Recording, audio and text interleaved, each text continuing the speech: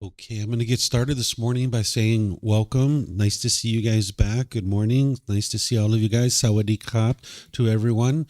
This morning, what I'm going to be doing is I'm going to be teaching you meditation. Where normally we start class with meditation, today what I'm going to do is first teach it to you, and then we're going to actually do it together. So that way you'll learn the ins and outs of meditation, and then we'll actually do a meditation session together. Then afterwards, I'm going to teach you what is enlightenment. This is the mental state that the Buddha is guiding you to be able to attain. And this retreat is everything that helps guiding you to the first stage of enlightenment. So understanding what enlightenment is will actually help you to understand more how to navigate your way to this enlightened mental state. Then I'm going to ultimately share with you the very first teaching of the Buddha, which is the Four Noble Truths, where in four simple statements, you're going to be able to understand what is the problem in the mind, the cause of that problem, the elimination of it, and the path forward. And that's going to take us all the way up to lunch. And of course, we're going to have a mid-morning break in there at some point.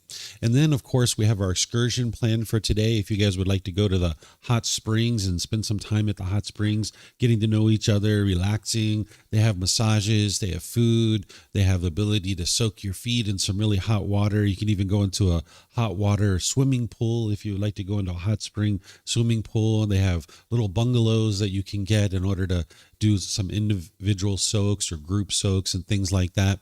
So there's all kinds of fun that we're going to have there. And we'll probably eat there as well. They have a restaurant. So before we come back, we'll probably have dinner over there. And then when we come back this evening from 6:30 to 8:30, I'm going to be sharing the three poisons of craving, anger, and ignorance, helping you to kind of broaden your understanding of what's going on in the unenlightened mind and really deepen it. And we'll even focus on the solutions of how to uproot these pollutions out of the mind. So welcome back to all of you guys. Welcome to anyone who's joining us online. As I mentioned, I'm going to share with you guys this topic of meditation, where normally I would start class with meditation. Today, I'm going to teach it to you so that you'll understand how it fits in to the overall path. And this is going to help you to understand the why behind meditation. So as we go, just like always, you guys are welcome to ask questions. Here at the temple, we have microphones for you guys. If you guys could get a microphone, press the gray button, you'll see the lights come on. And you just hold this up to your chin, and we'll be able to hear you here at the temple, and they'll be able to hear you online as well. If you speak here without a microphone, they won't be able to hear you online. And then you can keep these microphones with you because you might have more than one question, or someone around you might have a question, and you can just share it with them. And then if you're not using it, if you could turn it off, that'll be helpful so we don't get feedback through the speakers. And then those of you guys online, you can ask questions by putting that into Facebook, YouTube, or Zoom, or you can raise your hand in Zoom and ask any questions you like just by unmuting your microphone. So first, just to get us started on this topic of meditation, I'd like to share some basics with you just to kind of establish a foundation of what it is that I'm going to be sharing with you. And I start with this definition to be able to help you understand how I think about meditation. Whether you think about meditation in this way or not is a choice for you to make, but at least when you hear me use the word meditation, you'll understand what it is that I'm describing.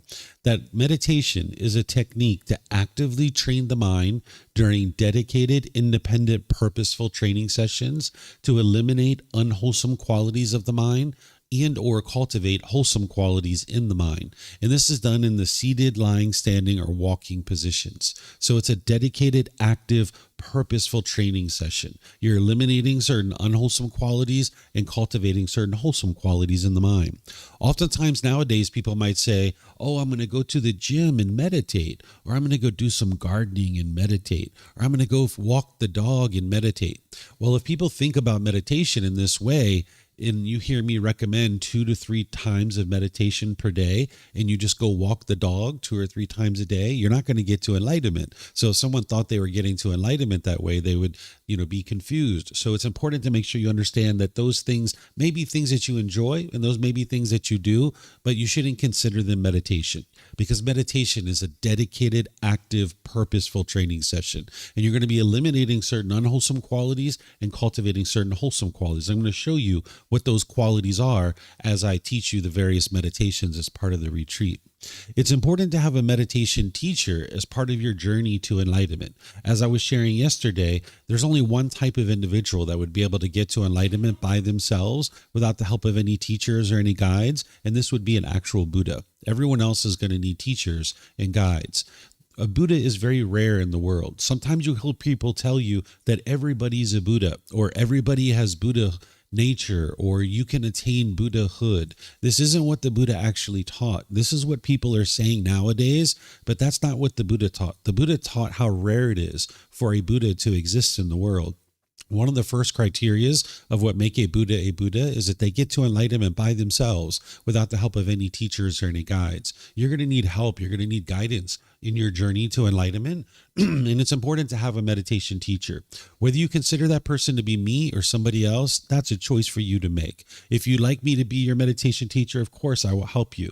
There's no expectation from me of what you should or shouldn't be doing at any given time, but just know that you can reach out to me anytime you need help, whether it's now or long in the future. Even if I don't hear from you for 5, 10, 20 years, and you just pop up and say, hey, David, I need your help with something, I'm here to help you. Because there's people who don't understand that they need a teacher. And I'm going to give you guys one story of this just so you understand how detrimental it can be to your growth and development if you don't have a teacher. There was an individual one time who was a practicing doctor in their country, and they were spending a few years trying to figure out how to get to enlightenment. They were using books and videos, YouTubes, podcasts, things like this, because we live in a self-service environment. And this is the way that we've kind of been brought up, that if you're interested in learning how to bake brownies, you can probably get on YouTube. If you've never baked brownies before, you can figure out how to bake brownies on YouTube or any other thing that you'd like to do. We kind of live in this self-service environment, which is really great. But when it comes to enlightenment, that's not the case. But this person didn't understand that. So they were trying to piece together all these different things in order to figure out how to get to enlightenment. After about 2 years, they started having all kinds of complications. They were having suicidal thoughts. They were having obsessive thoughts. They were having the situation where they were sleeping 23 hours a day. They couldn't go to work any longer. Their career was falling apart. Their relationships were falling apart. They were having all kinds of difficulties and struggles in their day-to-day life. Significant depression in the mind. And for one reason or another, this person realized that they needed help, and they reached out and they got help. They started contacting me, and I started helping them over the internet. And then I realized their case was really challenging, so I invited them to come to Thailand, and I spent some time with them here in Thailand, and they ultimately went back home. And over the course of multiple years, they worked themselves out of all those issues, that they got back to work, and they don't have suicidal thoughts anymore. They're doing all the things that they would like to do. But for about 4 to 6 years, they had a really difficult life. Their relationship with their fiance did actually fall apart because they weren't able to repair that. But nonetheless, this person did get back to work. So this was an individual who's very intelligent. They're a doctor, right? They were a practicing physician. So this person just didn't have the wisdom to understand that they needed a teacher to be able to help them. So I don't suspect any of this kind of stuff will ever happen for you, because you understand that it's important to be able to have a teacher to reach out to. So you need somebody that you can reach out to, because you can't ask a book questions. And as you're meditating and as you're training your mind, you're going to get to certain points in time where you're going to be experiencing things. And if you reach out to a teacher and you just say, hey, this is what I'm experiencing. Is this normal? And if you get back from your teacher, yes, that's normal, keep going. That can be very reassuring for you. Whereas if you don't have that interaction, you can kind of work yourself into a corner like this gentleman did, and things can be really difficult for you. So I encourage you to have a teacher. Again, whether you consider that to be me or somebody else, it doesn't matter. What's important is you have somebody that you can reach out to that's a real live person that's been doing this work and that understands the process of awakening the mind to enlightenment. So that way you can get the help that you need. There's 4 positions that the Buddha taught in order to meditate. And you're going to need these 4 positions at different times, because your body can't be in the same position permanently. So I'm going to share with you what these 4 positions are, and then I'm going to share with you how to use these different positions, at least how I've used them. But remember, none of the teachings of the Buddha are based in belief, so you're not interested in believing what I have to say about these 4 positions. You can use this as information that you can now maybe work with and see in which way do these positions work for you. So I'll share with you guys what these are and how I've used them, but then don't believe that. You use them for yourself and see how they work best for you. So this seated position is what I consider like the go-to position. This is like the primary position. A lot of people will use the seated position. They typically learn in the seated position, and oftentimes you do a lot of meditation in the seated position because it's really accessible to you. You might be on the floor, in a chair, on a bench or a sofa or a wheelchair. You can really sit however you like. There's not just one way to sit. So if you're on the floor, people oftentimes have cushions under their rear. And if you're going to bring your legs together in the cross leg position, you like to do that lightly. Whereas if they're real tight, it can impede the circulation and cause pain in the lower body. Some people like to put their legs off the mat. This gets your hips up in the air, lessening the angle at the hips, the knees, and the ankles, allowing the circulation to flow. The Buddha put his right hand over his left with his thumbs together, and he put this into his lap. If this is helpful for you, you could use it, but it's not about everyone doing it exactly the same way. There's other options too. Some people like to put their palms on their thighs or their knees. Some people put their palms up. Some people just rest their hands comfortably in their lap. And then the same thing for anybody in a chair or bench or a sofa or a wheelchair. You can also sit however you like. Some people like to put their feet flat on the floor or lightly cross at the ankles, but you can see me sitting in a chair here with my legs crossed. So this is an option as well. And then you can put your hands and arms wherever you like. It's helpful if the upper body is erect with the sternum up and the shoulders back, because it's going to keep the mind attentive and alert during the meditation so that you can actively train the mind. Remember, this is a dedicated, active, purposeful training session. So you'd like the mind to be attentive and alert during the meditation. Whereas if you were slouched, the mind would have a tendency to be dull or lethargic. But if you were real rigid with the upper body, the mind can be overactive or uptight. So you'd like the upper body to be erect with the sternum up and the shoulders back, because not only will it keep the mind attentive and alert, but it'll make it easy for you to breathe in through the nose and out through the nose. So this seated position is like a primary position. I'd say 80 or 90% of the meditation I've ever done has been in the seated position. But sometimes in the seated position, you might notice that you have aches and pains in the body, like your hips, your knees, your back. You might experience some of these things. And it would be unwise to just breathe through that pain. There are some teachers that will tell you, oh, just breathe through the pain.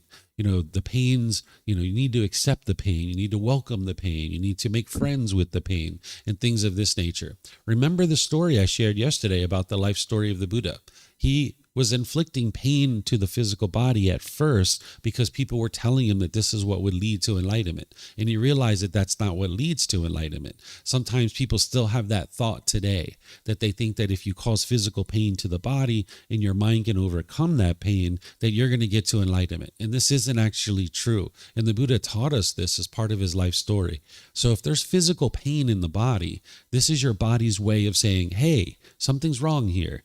Take some action to fix this. So if your hip hurts or your knees hurt or your back hurts as part of the seated position, all you need to do is kind of shift around maybe in your position. You can do that. You don't have to just strike a pose and keep it like that. You can actually, move around in your position and try to get something more comfortable. But if not, then that's where the lying position comes in. If you lie on the floor on your back face up, this is going to help relax all the muscles in the body, and typically this will take away any physical pain that's in the body.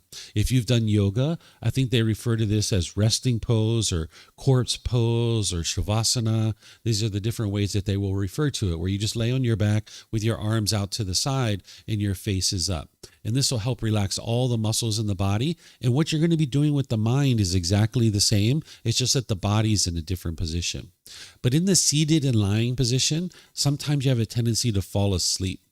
If you're noticing this, you could switch to a standing position or the walking position. The standing position will help invigorate the mind a bit, where you're standing up and your feet are at shoulder's width, and you clasp your wrist either in front of you or behind you, or you're putting your arms and hands along the sides of your body.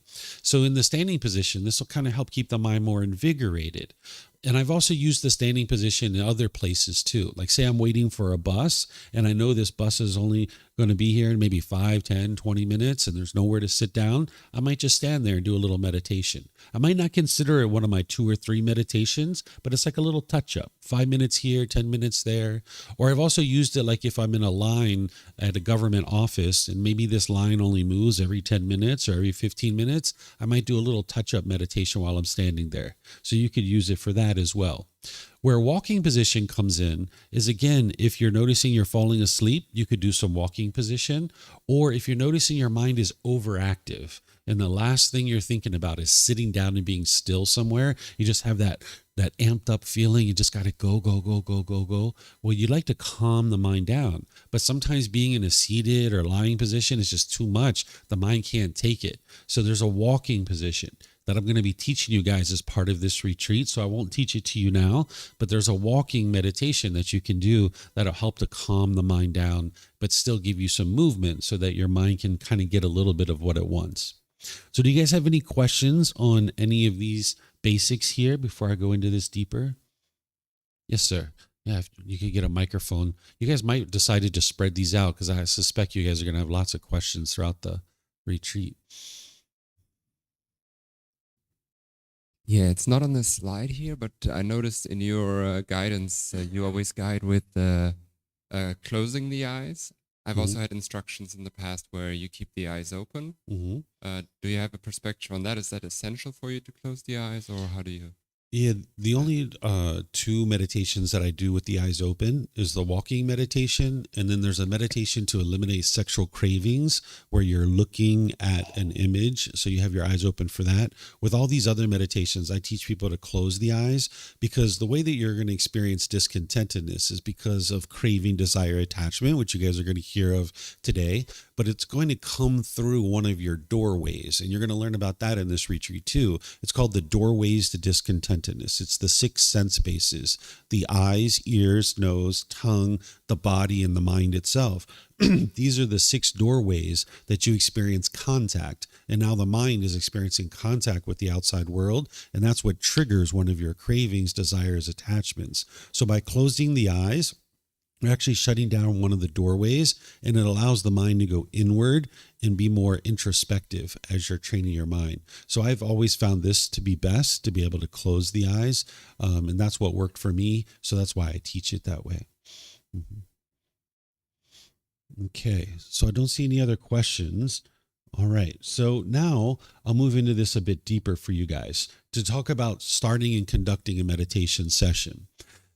It's important to understand that the mind is the boss and the body is the employee. What I mean by that is the body is just following along. It's really the boss, the mind that you're training. But you need to go through the employee in order to get to the boss. You can't just walk in and see the boss, right? You got to go through the employee. So if the employees are painful, they're not going to take you to go see the boss. But if they're luxurious, they're not also going to take you to see the boss in that situation too. So you'd like the employees to be comfortable in the middle. And that's what you'd like to do with the body, is get the body to the point where it's comfortable, where it's not painful and it's not luxurious, but it's in the middle where it's comfortable. Now it'll go take you to go see the boss and you can train the boss. When you read the Buddha's instructions about meditation, and we have his words about how he used to teach meditation, it's in the book series that I share. You can see step by step how he would instruct his students to do meditation. He talks about before you start meditating to set up mindfulness in front of you. What mindfulness is, just generally, is awareness of mind. But we're going to talk about this in more depth tomorrow, where we're going to talk about the 4 foundations of mindfulness. But what mindfulness is awareness of mind. So what the Buddha teaches you is before you move into meditation, set up mindfulness in front of you, meaning bring some awareness to the mind prior to going into meditation. Because if you just plop down into meditation and start meditating, it'll be 5-10 minutes or so before you actually start getting benefit. But if you can do a little bit of work with the mind just to kind of bring some general awareness to the mind as you're starting to ease into meditation, this will actually help you get more benefit out of the meditation itself. So that's why I do chanting on the way into meditation, because it gives you a bit of awareness of mind to be able to chant. So whether you decide to chant or not, it's a choice for you to make. But if you don't chant, doing something to bring some awareness to the mind would be really helpful. Just kind of gathering your thoughts and kind of easing the mind into meditation, you're going to see that it actually produces more benefit for you. And that's why the Buddha teaches it. In terms of your time, frequency, and schedule of meditation, I can share with you right now that it's impossible for you to meditate at exactly the same time every single day. because of the universal truth of impermanence and things are constantly changing, you're going to have situations where you're not going to be able to meditate at exactly the same time. So it's important that you don't leave and put on your schedule, every single day I'm going to meditate at 8 a.m. Because I'll tell you right now that it's not going to happen. There's going to be times where you're meditating and things are going to be happening. There's times where I was meditating, thinking I was home all by myself, and I was meditating, and my son walks in and says, "Hey, Dad, I need you to take me to school." I was like, "Oh, yeah, really? I thought your mom was taking you." He's like, "Yeah, me too. I don't know where she's at. She's gone."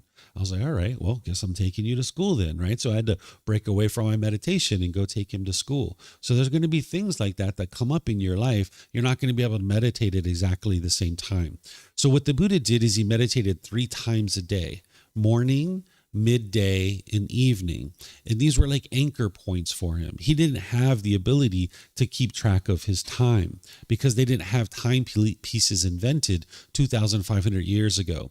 So if you see anything from anybody that says you have to meditate at 3:30 a.m. every day, and that's the time that you're going to get the best benefit out of meditation, well, I can assure you that there's nothing special going on at 3:30 a.m. that's going to make your meditation any better or any worse, that you can meditate at any time that you like. But it's nice to have these anchor points. And the Buddha didn't meditate at 3:30 a.m. every day, and it's not possible for you to meditate every single day at exactly the same time. You can meditate any time during the day, and you'll be able to experience benefits and results.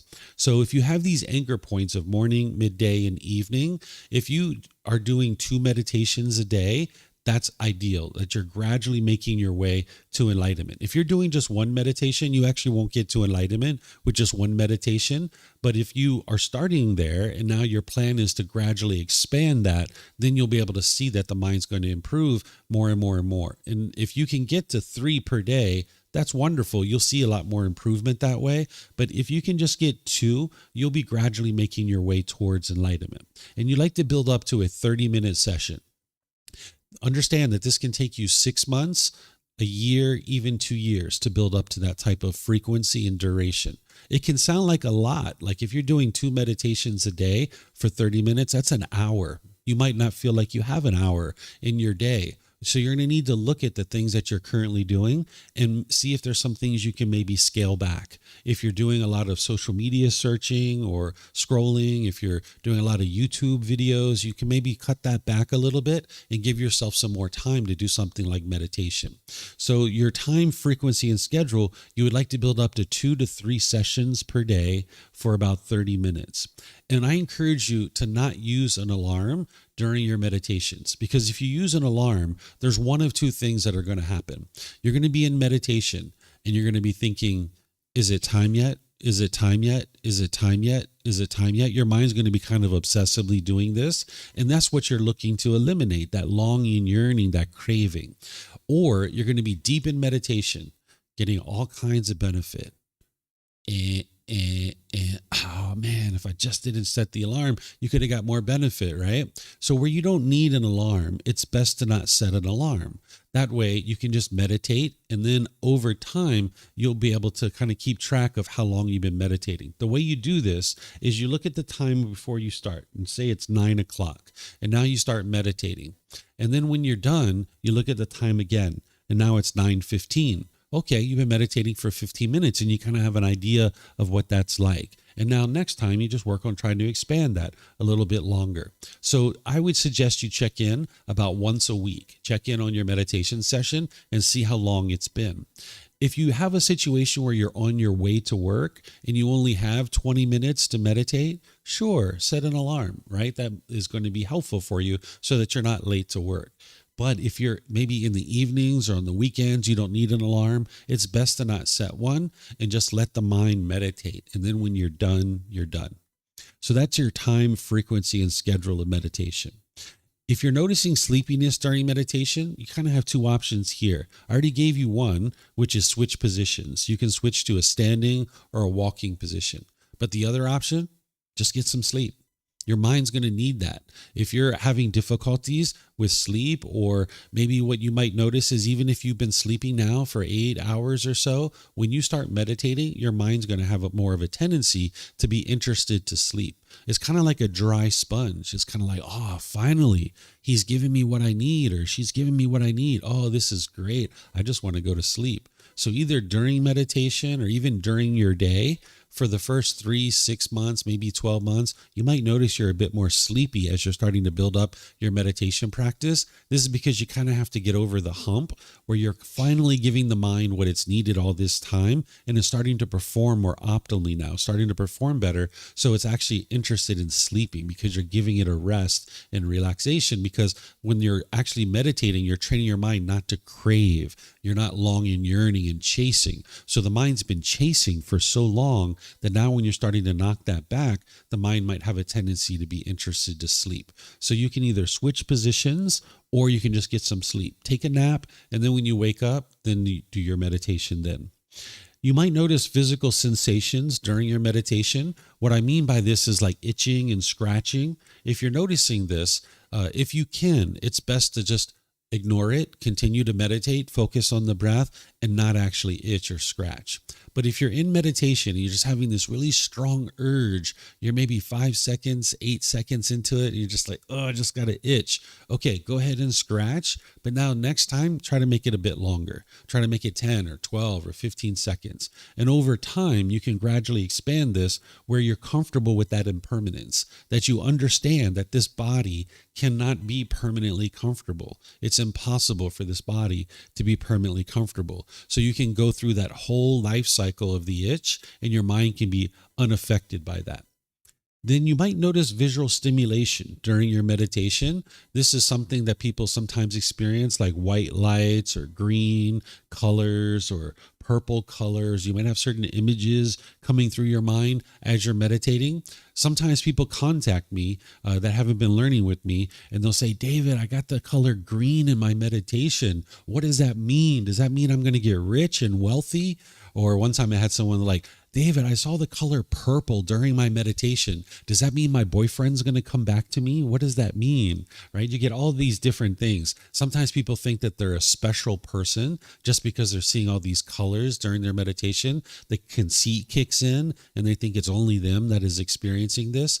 So I'm going to explain to you what's happening here so that you can see that you're not a special person, that it's very normal that this kind of thing happens, but you can understand why it's happening. It's not your boyfriend or girlfriend's going to come back to you, right? And some of you guys might not be interested in your boyfriend or girlfriend coming back to you, right? So I'll explain to you guys what's happening.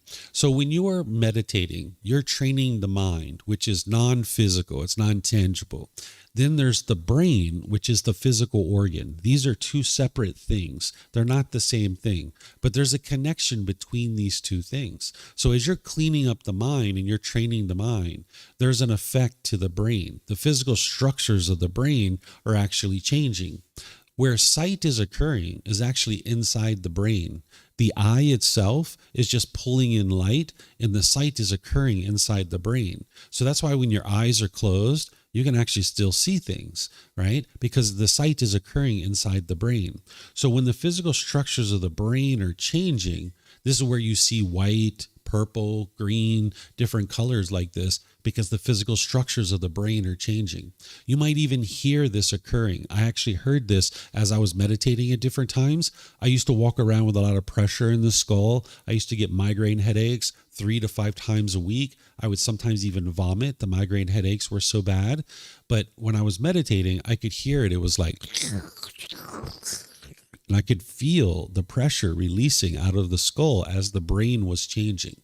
So you might experience these kinds of things because you're training the mind, which is non-physical, non-tangible, but it has an effect to the physical structures of the brain. Scientists and researchers are actually studying this now. There's a whole field called neuroplasticity, which is the changing of the brain.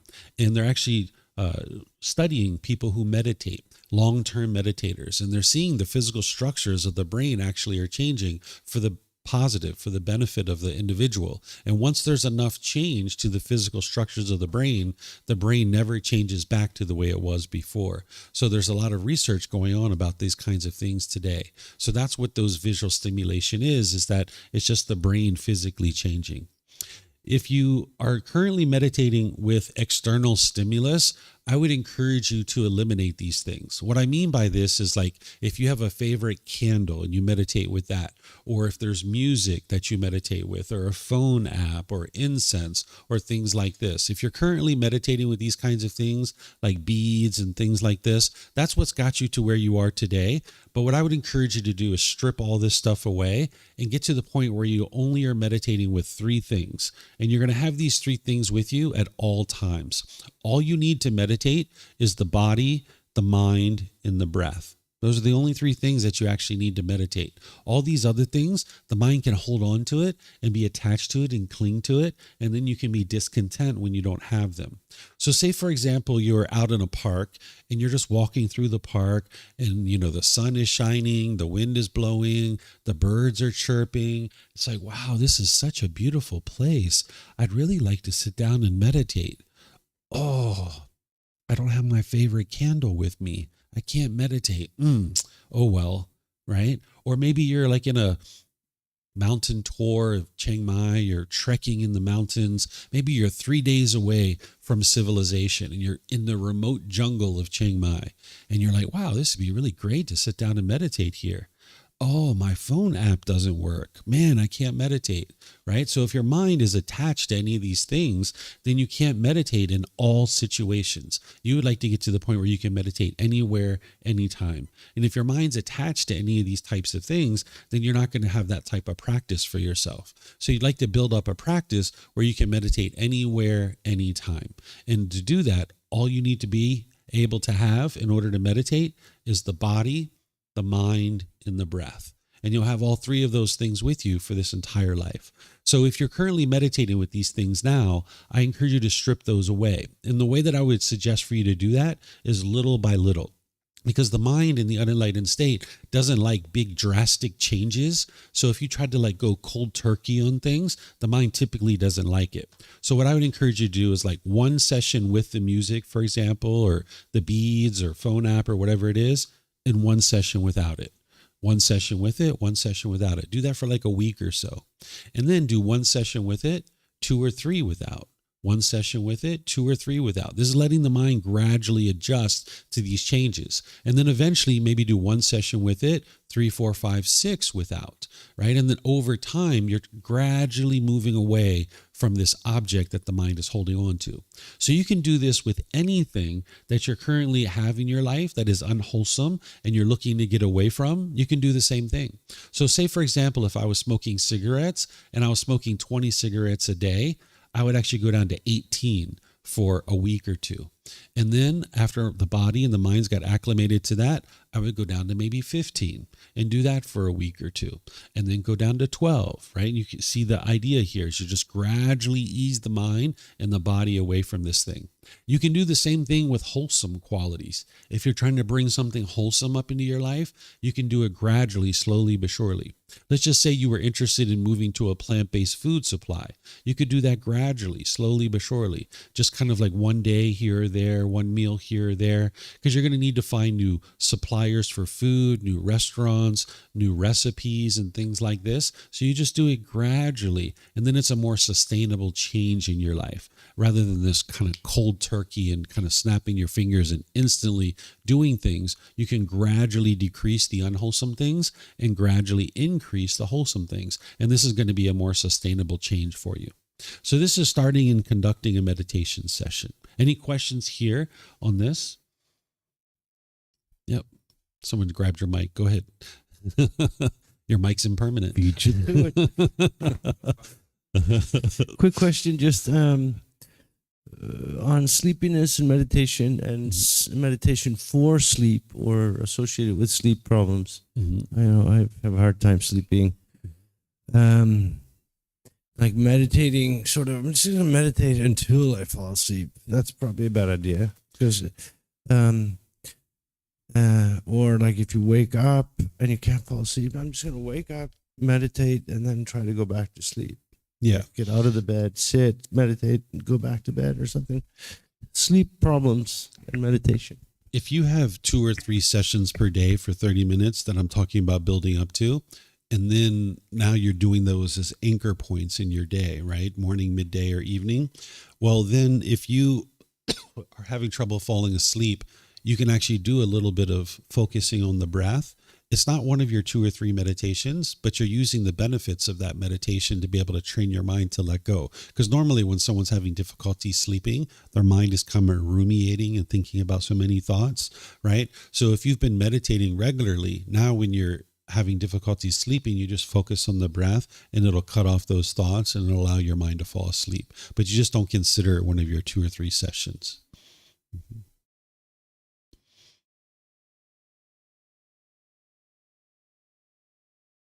Since it's such an important concept, you said there's the mind, there's the breath, there's the body. I know breath and body. What is the mind? Like, is it synonymous with consciousness, for example? Or can you say a little bit about that? Sure. So we use those words interchangeably, consciousness and the mind. You might think of it like a cardboard box, right? There's the physical body, but then there's this non-physical, non-tangible thing. It's a container that contains in it your intentions, your ideas, your thoughts. There's also pollution in there in the unenlightened state. This is like the central processing unit of a computer, but for this being. It's like everything goes through the mind. So that's why the Buddha is teaching you to purify the mind, because if you purify the mind, everything you experience in day-to-day life goes through your mind, and now that's where you can experience the peace and joy in your day-to-day life. So I think of it like a container, but it's non-physical, it's non-tangible. Sometimes when you talk with Thai people, they will point to the heart when they're talking about the mind, because they think about the mind as being inside the heart. Usually in Western cultures, we point to the head, where there's other cultures that think about the mind as being outside the body. In reality, there's no physical place that it is located because it's not physical. You can't touch it. You can't point to it. And even if we could, it doesn't change anything because you still need to train it. But it's this container that contains all these different things. Your choices and decisions, your perceptions, the feelings that you experience, it's all within that mind. Mm-hmm. A small follow-up. So as I would understand it, there's the mind, and I would differentiate right now from the intellect, where the intellect is more like a functioning of my brain, and the mind is kind of interacting with the intellect, which is kind of the structure of my brain. Is that like that understanding somewhat in that direction, how you would say it? If you're talking about intellect in terms of like the cultivation of wisdom, that is also inside the mind, because that's non-physical. The only thing that the brain can do is it's a physical organ, right? So intellect can't be stored inside of the brain because intellect isn't physical. So this is inside the mind. So there's a connection between these two things, but they're two completely separate things. But intellect or wisdom, that is all inside the mind itself, not the brain. Mm-hmm.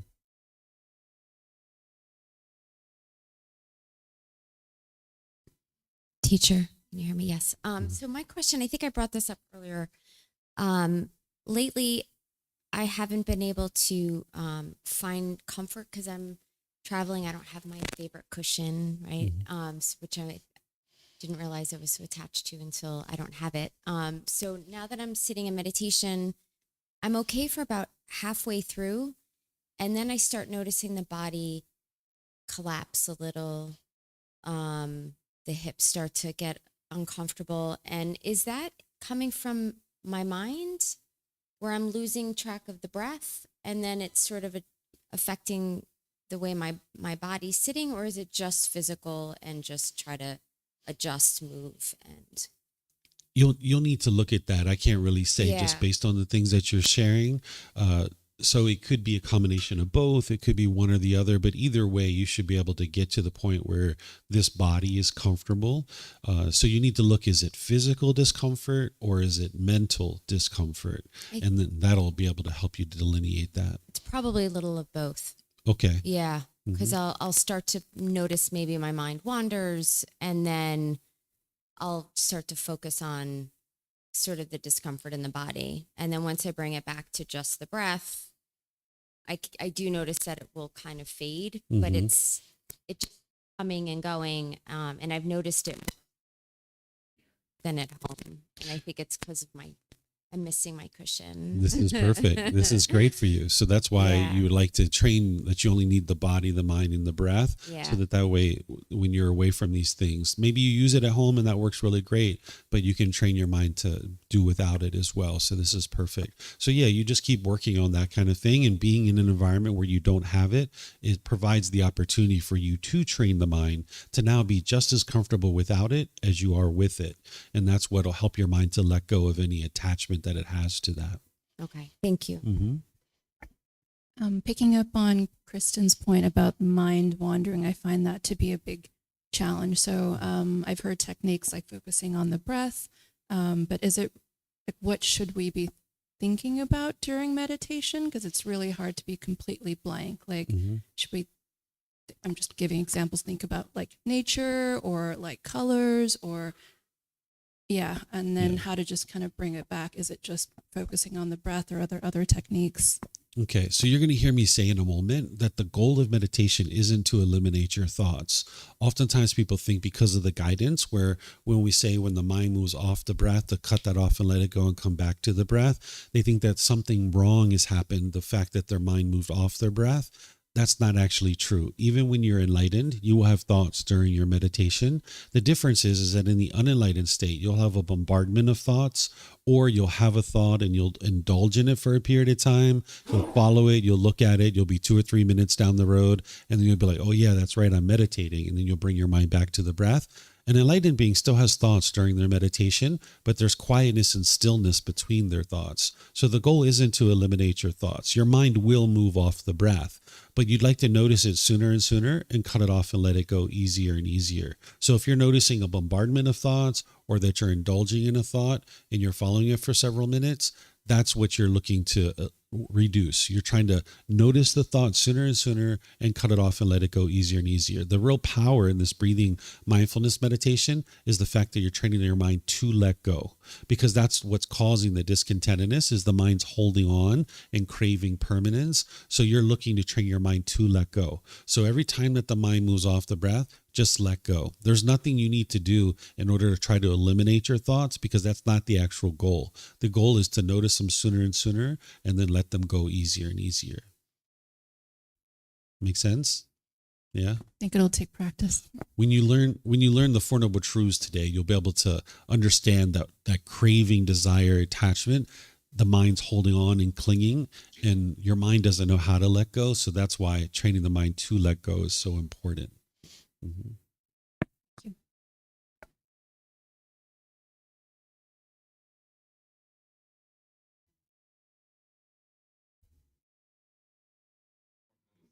Yeah, just a moment. Sleepiness. So invariably I will sleep. No, I'm not a tired person, but hours a night. Yeah. So I when I'm meditating, and I meditate most days, at some point I just kind of go. And then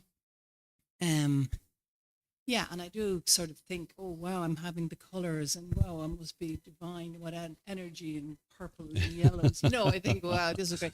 But then when I see that, then I'm back in. Okay, so then I've lost that. So I'm pretty sure I sleep, because I've said it to different teachers over the years, and he's like, they would say stuff. Well, that's okay. If you sleep, you sleep. If you doze off, you doze off. And I'm sitting up, I'm not lying down. So what? Like, if you sleep, you sleep while you're meditating, but you're still meditating. Or should I? I'm not worrying about it, but should I? Is that part of my 30 minutes, and I've slept for 15, so I need to, Yeah. You would like, and I know it's not that strict either. Yeah.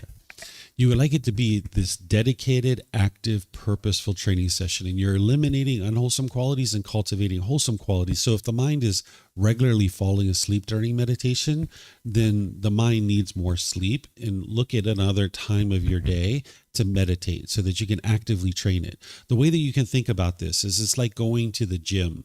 You're taking your mind to the gym. You're exercising the mind.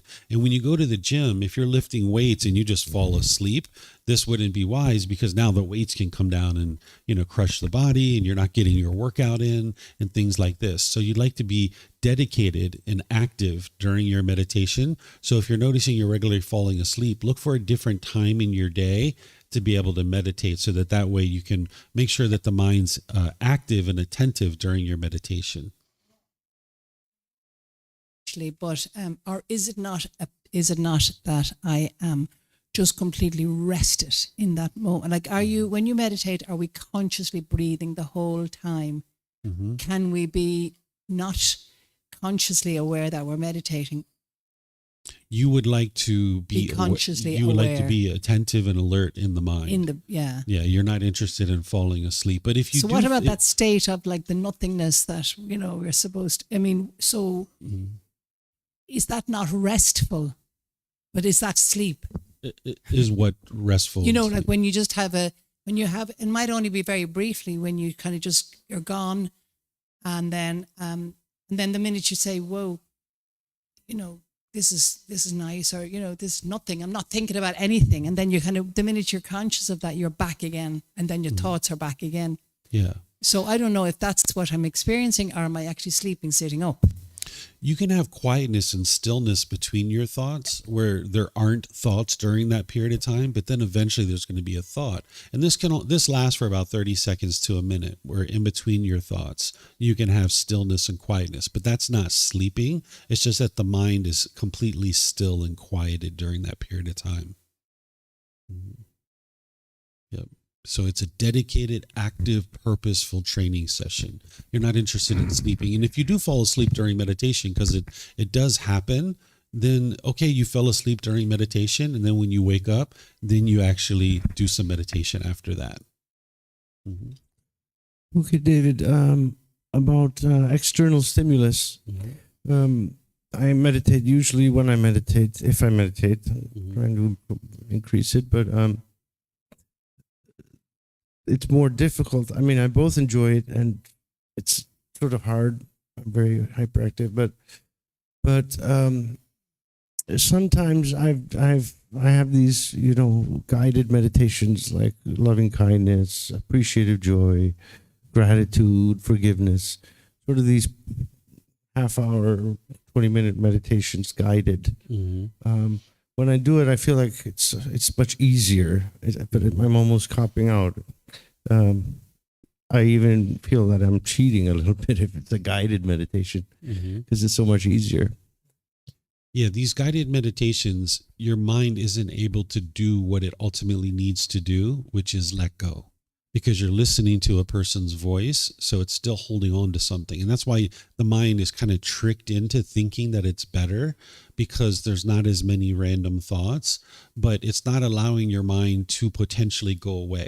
Here's the way that the Buddha explains it. If you have a post or a pillar, and you have animals that are tied to this post or pillar, you have a crocodile, a monkey, a jackal, and all these animals are tied with a rope around their neck. As they are trying to pull, when they get to the end of that rope, they get yanked back, right? So they keep pulling and yank back, pulling and yank back. Eventually, the animals pull enough, and they keep getting yanked back, that eventually they realize, I'm not going anywhere. And now it's just going to be calm and still next to the post or the pillar. So the post or the pillar is your breath. And now your mind is going to pull. And when it pulls, you're yanking it back to the post or the pillar. And eventually, over a long-term consistent period of training your mind this way, the mind will just be calm and still by that post or that pillar. So that's why you would like to have the mind focused on the breath and give it the opportunity, if it's going to pull, so that then when it pulls, you yank it back. Whereas if you just always focus on someone's voice who's guiding you during the meditation, the mind never gets a chance to pull. And now you never get a chance to yank it back, because there's the body, and then there's the mind, and then there's the combination of these two things we call the person. Some people call it the observer, right? So you have the body, you have the mind, the combination of this is the person. The person is trying to train the mind because the mind is undisciplined. It's uncontrolled. When you're experiencing stress and anxiety and frustration, the mind is uncontrolled in that situation. So the person is trying to get control over this mind. So when the mind is focusing on the guided meditation, it never actually pulls because it's just sitting there focused on the meditation. But what you would like to do is give it that opportunity to pull so that then the person can yank it back. And now over time, the person gets more and more control over the mind. And then it won't pull anymore because it'll be just nice and calm. I like these guided meditations. And sometimes, I need some loving kindness. I'm irritable or angry at somebody. I need some forgiveness. So I think the answer I'm getting, I can do that, but it's just not part of the training. Yeah. Of the 2-3 times a day. Yeah. Yeah. 80 or 90% of the time, you would like to be doing meditation the way that I'm teaching here, just by yourself, body, mind, and breath. But every once in a while, if you're doing something else, like there's a gentleman here, I don't know if you guys have met him, he does gong meditation. He has some different places in town that he does that at. If you do that kind of thing once in a while, okay, but you should have a standard practice that you're doing what the Buddha is teaching you. So that way you're actually developing the mind in the way that he's teaching you. Because I'm going to show you here in a moment the 4 meditations that he taught. And then that way you'll be able to see what he actually taught and what he didn't teach. And he did these things for a reason because this is what actually leads to enlightenment. Once you start actually changing and modifying what the Buddha did, it's not going to produce enlightenment any longer. Okay. So now let's go forward. I don't see any other questions online. These are the 4 meditations that the Buddha actually taught during his lifetime. Here he's introducing them to his students, and I'm sharing it with you because nowadays there's hundreds, if not thousands of meditations in the world. And if you tried to learn all those different meditations, you're going to stretch yourself really thin. You're not going to be able to go really in depth into what it is that actually takes to develop your meditation practice. And oftentimes these meditations that people have created since the lifetime of the Buddha, they actually take your mind in the opposite direction of enlightenment. There's many meditations that I see people doing, and I see them on YouTube and stuff like this, and I'm like, whoa, that would actually take your mind in the complete opposite direction of enlightenment. So the Buddha taught these 4 meditations for a reason. Here, this particular excerpt from his teachings, prior to this, he was teaching his students about some other things that they needed to learn and develop in order to get to enlightenment. And then he gets to this one. He says, having based himself on these 5 things, the monk should develop further another 4 things. The perception of unattractiveness of the body should be developed to abandon lust. This is a meditation to eliminate sexual craving. If you have really high sexual craving, this will cause agitation in your mind where you really want sex, but you can't get it. So there's a meditation to knock that down. Then he says, loving kindness should be developed to abandon ill will. This is a loving kindness meditation, which I'm going to teach you as part of this retreat, where it essentially rewires your mind to eliminate anger, hatred, and ill will, and all the lesser versions like frustration, agitation, annoyance, even the slightest dislike towards others. Right now, if you have dislike in your mind towards others, it's actually coming from your own mind. It's not coming from that other person. Oftentimes people think that the dislike is coming from the other person, where reality is coming from your own mind. So there's a meditation to completely transform that. Mindfulness of breathing, or breathing mindfulness meditation, should be developed to cut off thoughts. So that's what you're doing in the meditation, is you're cutting off the thoughts, but you're never eliminating them. You can't eliminate your thoughts as long as you're alive. You need thoughts. But in your meditation, you're essentially building this internal mechanism to be able to cut off and let go, cut off and let go. So that then in your day-to-day life, when you're noticing anger arising, you can cut it off and let it go. That's why you're training your mind this way. And you'll see that more through what I'm sharing with you here today. And then when we talk about the Four Noble Truths here in a bit, the whole reason why you need to cut off and let go. That's what the breathing mindfulness meditation is developing for you. Then he says the perception of impermanence should be developed to eradicate the conceit I am. When one perceives impermanence, the perception of non-self is stabilized. One who perceives non-self eradicates the conceit I am, which is nibbana, or enlightenment, in this very life. So this is a meditation to help you realize non-self, and I'm going to be teaching that as part of this retreat too, because in terms of getting to the first stage of enlightenment, you're going to need to realize non-self. You're going to need to eliminate personal existence view. So I'm going to be teaching you guys what that means. What does it mean to realize non-self? Why is it important? I'm going to help you explain the symptoms of why the mind is experiencing what it's experiencing. But this is a fourth meditation. These are the only 4 meditations that the Buddha ever taught. These are the only 4 you would ever need to actually understand and practice to be able to get to enlightenment. All these other things that people are doing, oftentimes it's going to take you away from the path to enlightenment. It's going to actually be taking your mind in the opposite direction. So whether you choose to do those things is up to you, but I know that these are the only 4 that you would ever need. There's 2 of them that are primary that everybody would need, which is breathing mindfulness meditation and loving kindness meditation. And then the one to eliminate sexual cravings and the one to realize non-self. Those are things that not everybody needs those meditations, but everybody does need to get to the point where they accomplish the goals of what's being accomplished in these meditations. So what I'm doing here in this next slide is I'm taking the meditation and I'm showing you the unwholesome qualities that you're eliminating and then the wholesome qualities that you're cultivating. Because remember, that's what meditation is. You're eliminating certain unwholesome qualities and cultivating certain wholesome qualities. So here with breathing mindfulness meditation, you're eliminating the unwholesome quality of craving, desire, attachment, where the mind's longing, yearning, and chasing after the objects of its affection. That's why the guided meditation isn't helping you to do that, because your mind's still holding on. You would like to eliminate that holding on and let it go.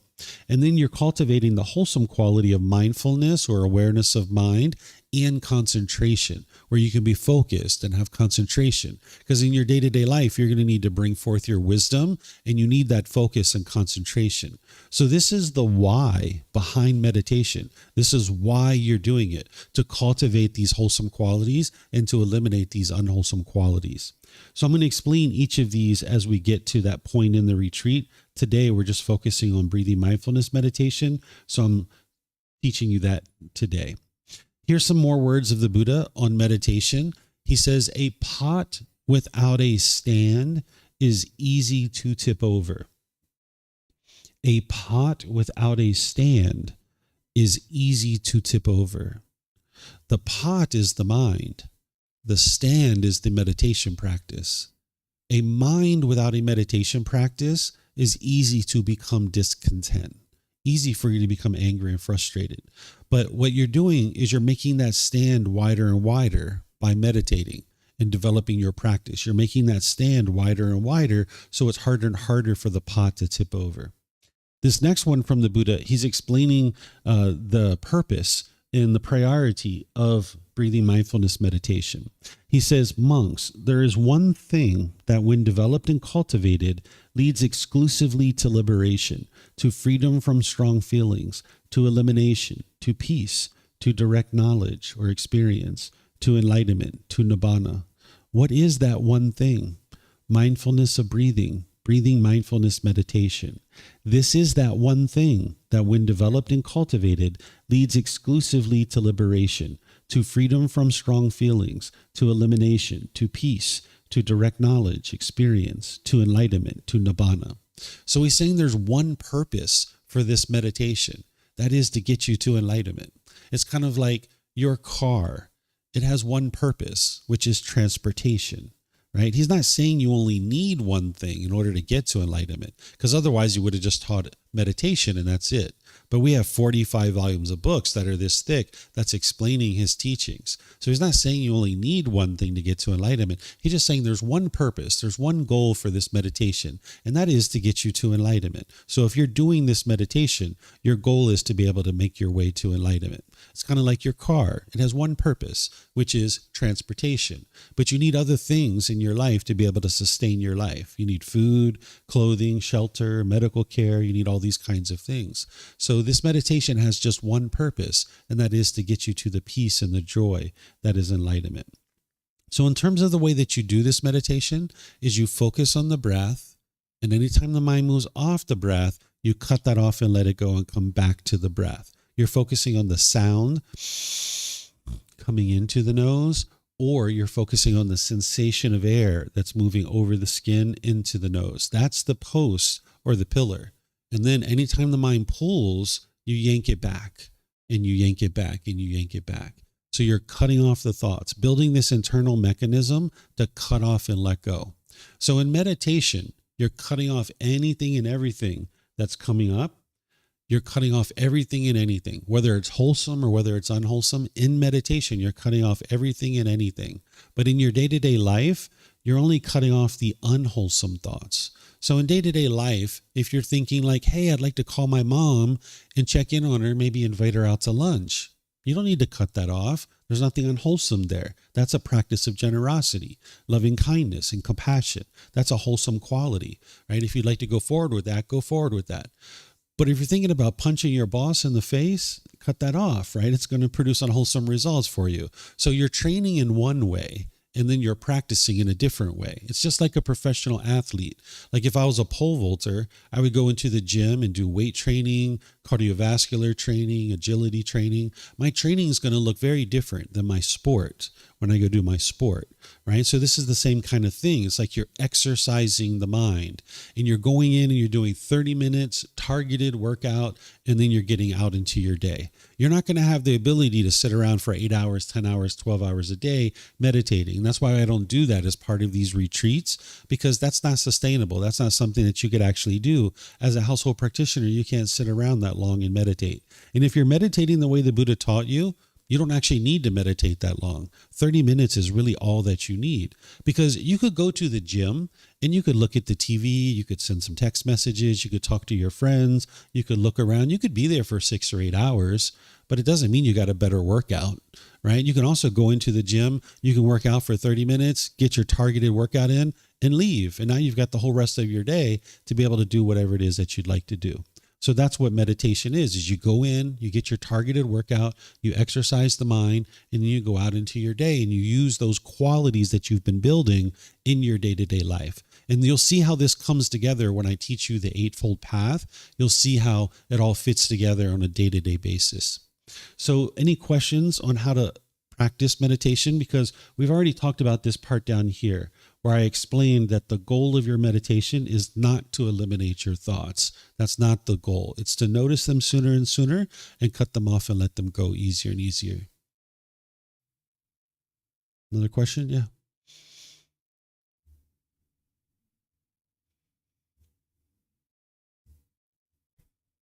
About the sensation of air, your guidance is to feel it in the nose. I've had before to feel it in my belly. Is there anything wrong with that, or would you say that's also fine? Because I think I have a strong sensation in my upper body of the breath, lifting my body, and it's a bit, sometimes I'm like, am I imagining this sensation of air right now in my nose? So Yeah. what's your perspective on that? I don't think of it as right or wrong. That wouldn't be a way that I would think.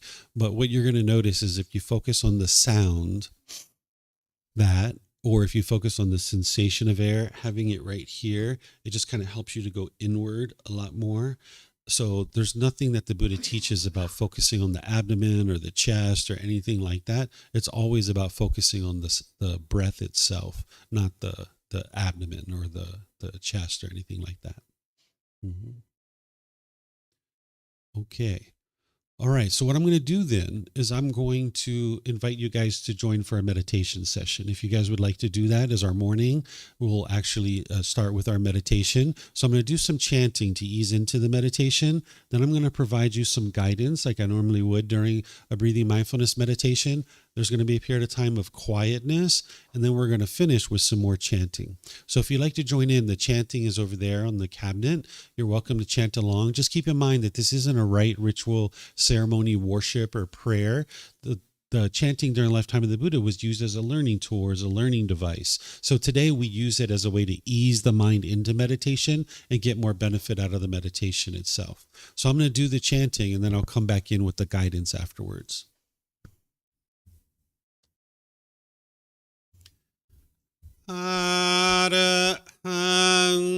สัมมาสัมพุทโธมหาเกวาปุตตังมหาเกวันหังอภิวาเตมิสวากขาโตมหาเกวตาธัมโมธัมมังนามัสสามิสุปฏิปันโนมหาเกวโตสาวกสังโฆสังฆังนามามินะโมตัสสะภะคะวะโตอะระหะโตสัมมาสัมพุทธัสสะนะโมตัสสะภะคะวะโตอะระหะโตสัมมาสัมพุทธัสสะนะโมตัสสะภะคะวะโตอะระหะโตสัมมาสัมพุทธัสสะอิติปิโสมหะเกวาอะระหังสัมมาสัมพุทโธวิชาจารนังสัมมุโนสกาโตโรกาวิตุอนุเตโรปุริสาธัมมาสติสัตตาตวามนุสนังปุตโตภะคะวะติ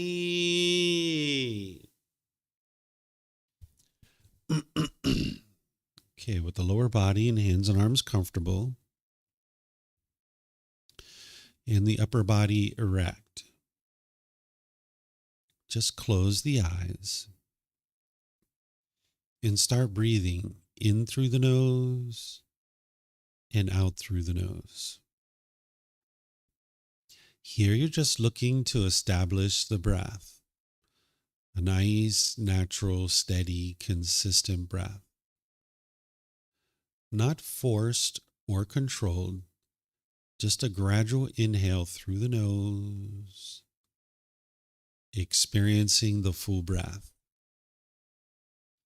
And then whenever you're ready, exhale out through the nose. Breathing in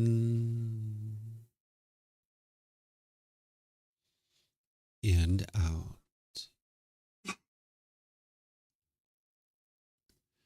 Breathing in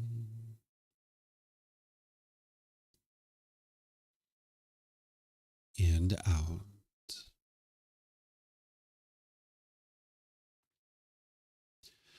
Your breath may not match up with the guidance that I'm providing, and that's okay. This is your practice. I'm just here for guidance. You can use this voice as a reminder that whenever you get to the next inhale, breathing gradually through the nose, developing a nice, natural, steady, consistent breath. And then whenever you're ready, exhale out through the nose, experiencing the full breath. Breathing in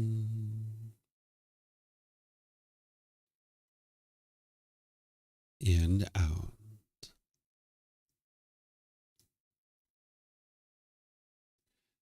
Breathing in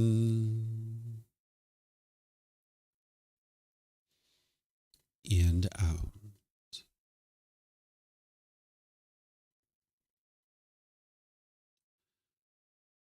With the breath well established, start fixating the mind on the breath, either the sound of the breath coming into the nose or the sensation of air moving over the skin into the nose. The breath is the present moment. Fixate the mind on the breath, the present moment. Breathing in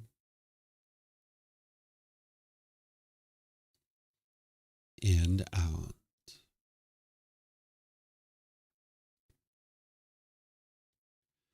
Breathing in and out.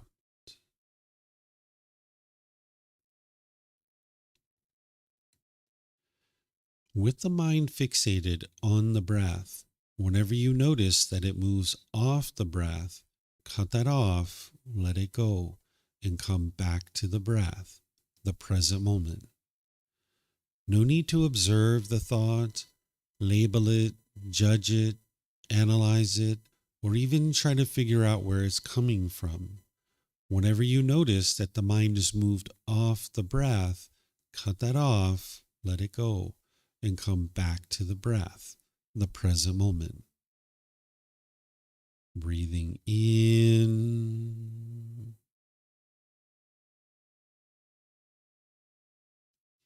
and out.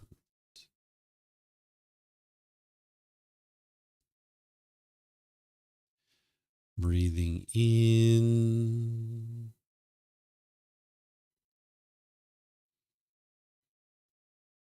and out.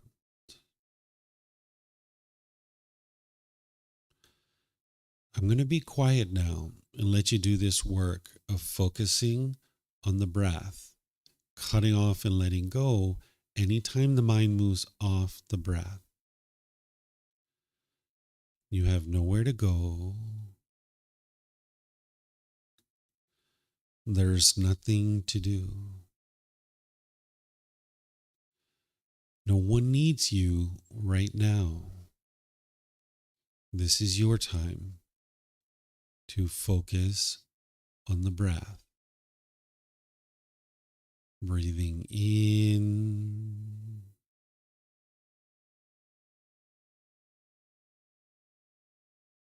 and out.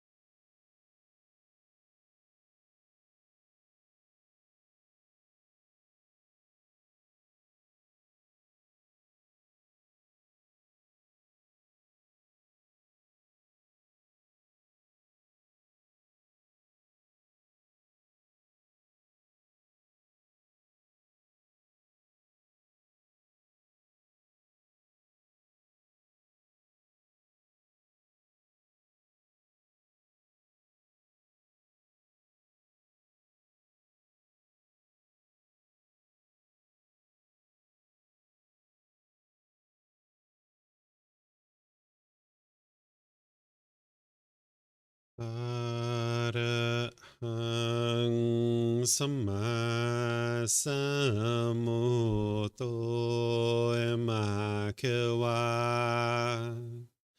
โพตังมหาคะวันหังอภิวาเทมิสวากขาโตมหาคะวตาธัมโมธัมมังนามัสสามิสุปฏิปันโนมหาคะวะโตสาวกสังโฆสังฆังนามามินะโมตัสสะภะคะวะโตอะระหะโตสัมมาสัมพุทธัสสะนะโมตัสสะภะคะวะโตอะระหะโตสัมมาสัมพุทธัสสะ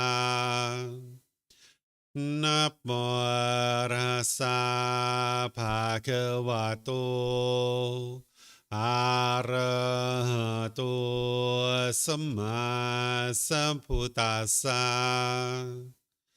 อิติปิโสมะคะวะอะระหังสัมมาสัมพุทโธวิชาจารณังสัมมุโนสกาโตโรกาวิโตอนุเตโรปุริสาดามาสติสัตตาตวามานุสรังปุตโตภะคะวะติ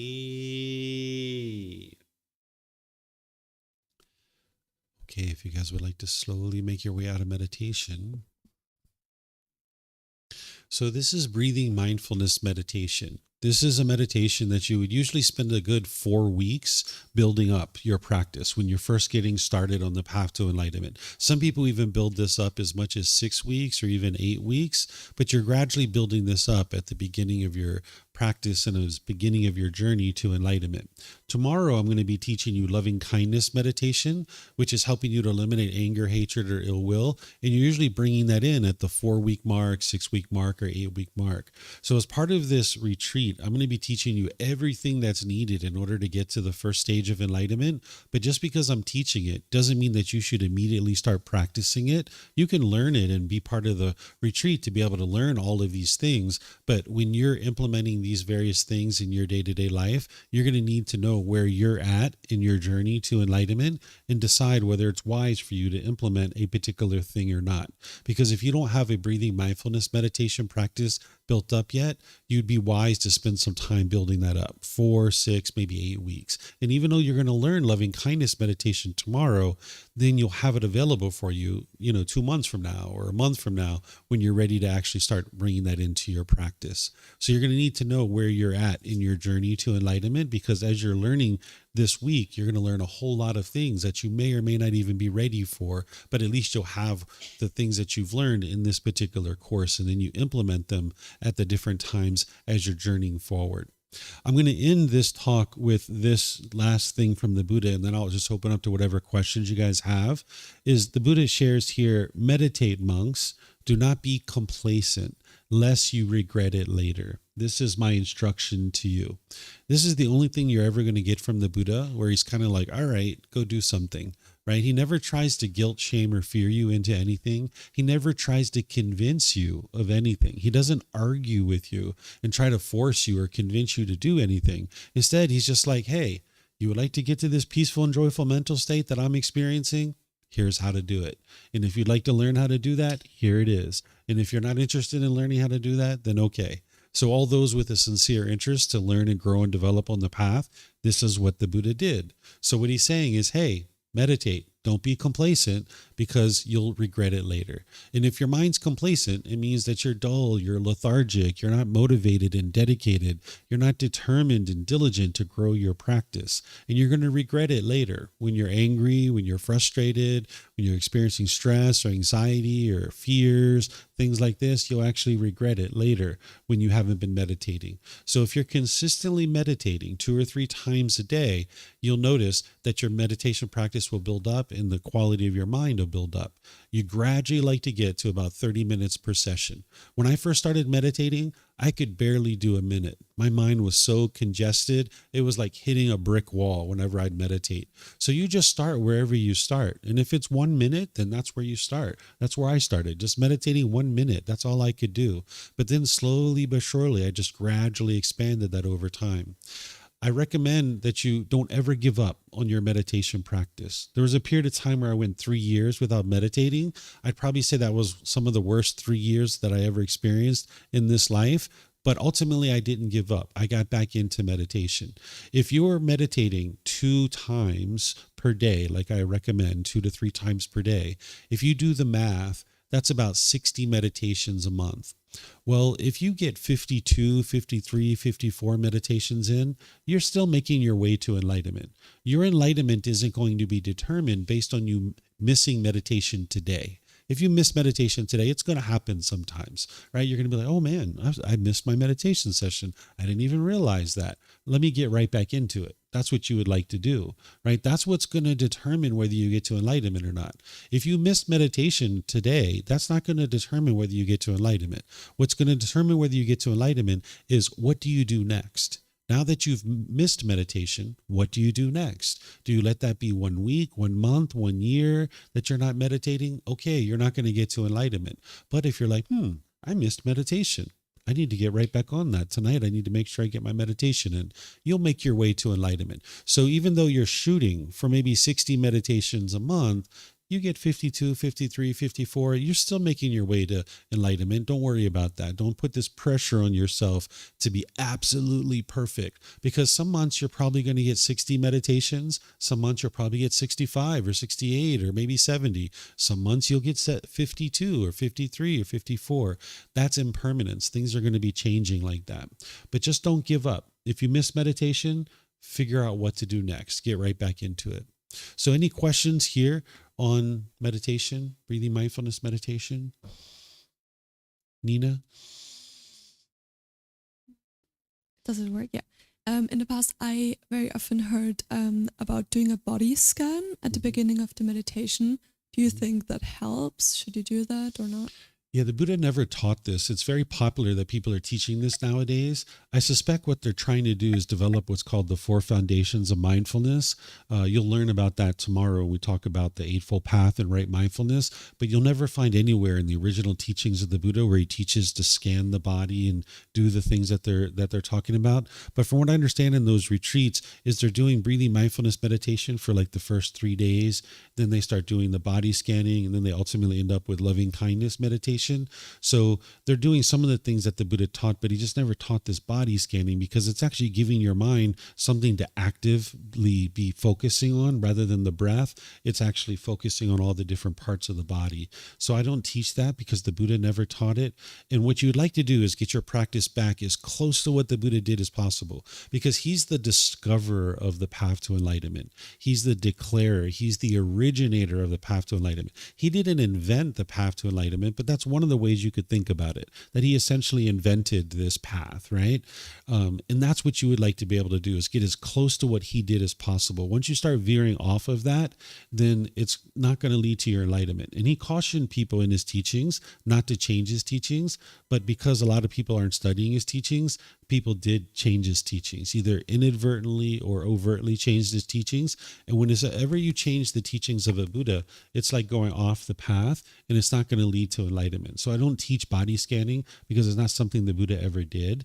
And you'll find that what he did teach actually leads to enlightenment. I know this with 100% certainty. Yep.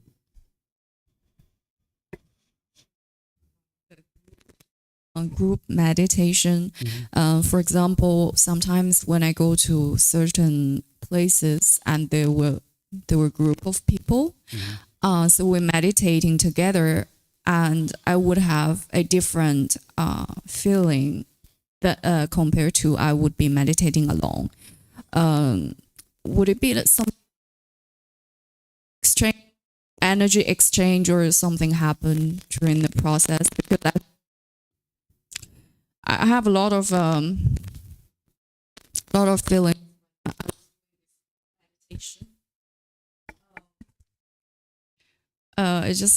It feels like I was feeling other people's thoughts or energies, that I would have something that I never felt before.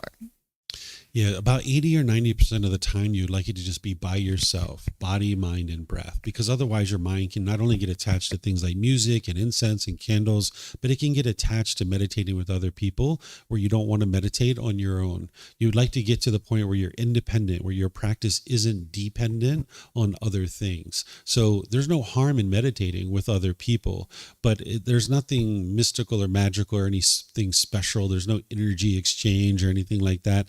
Often as people talk about this energy and stuff like that, there's no tangible evidence that we have. And everything that the Buddha is teaching you is to be able to independently verify the truth. And you need to be able to see tangible evidence of something. Typically what people are experiencing in that situation is they're experiencing certain feelings, a conditioned feeling, that based on the condition that there's all these people meditating, the mind now experiences a certain amount of pleasure or happiness or excitement based on that.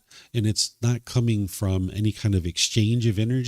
It's coming from within one's own mind. So you would like to get to the point where it's 80 or 90% of the time you're meditating by yourself, because that'll make sure that your practice is independent and you're not dependent on other people, because you're going to need to meditate on your own because there's not always going to be people available for you to meditate. And if you get your mind attached to that, then it's going to be dependent on that. And then an individual won't meditate on their own because they're always looking to meditate with other people. Okay, thank you. A related question about chanting.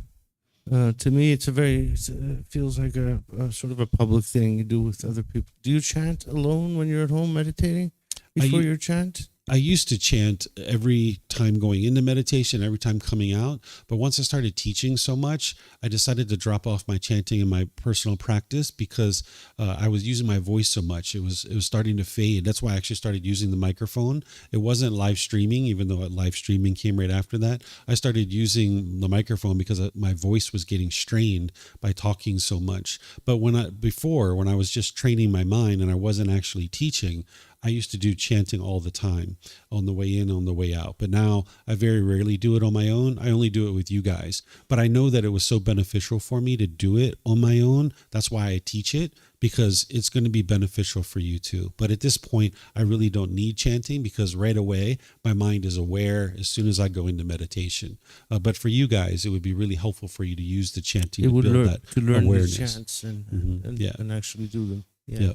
Part of our meditation always. It'll really help you. Yeah. But you don't have to chant in order to get to enlightenment. During the lifetime of the Buddha, you had to chant in order to get to enlightenment because there was no other way to remember the teachings. Where today, we don't have to chant. That's why the Buddha didn't make it part of the core path, that you don't see right chanting as part of his path, because he knew that that wasn't permanent. But during his lifetime, you had to chant. He actually says it very clearly. Like if you didn't chant, you wouldn't be able to commit the teachings to memory in order to be able to then practice them. But he knew it wasn't part of the core path. That's why he didn't make it part of the Eightfold Path. Okay. So what I'm going to do here is I'm just going to take a moment to check in with you guys on the excursion so that I can organize transportation. How many of you guys are planning on going to the hot springs today?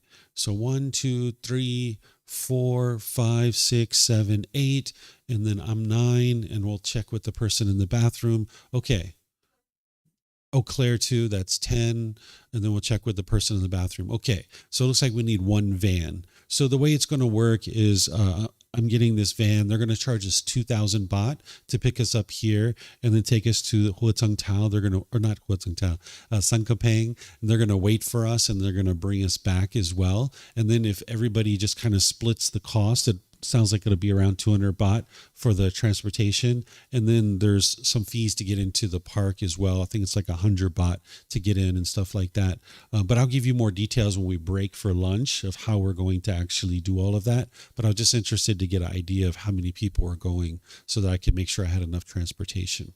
So now it's 20 minutes to 11. Let's take a 20-minute break. And when we start at 11, I'm going to teach you what is enlightenment, this mental state of enlightenment. And then I'm going to teach you the very first teaching of the Buddha, which is the Four Noble Truths, which really helps you get started on the path to enlightenment. So enjoy your break, and I'll see you guys in about 20 minutes. Okay?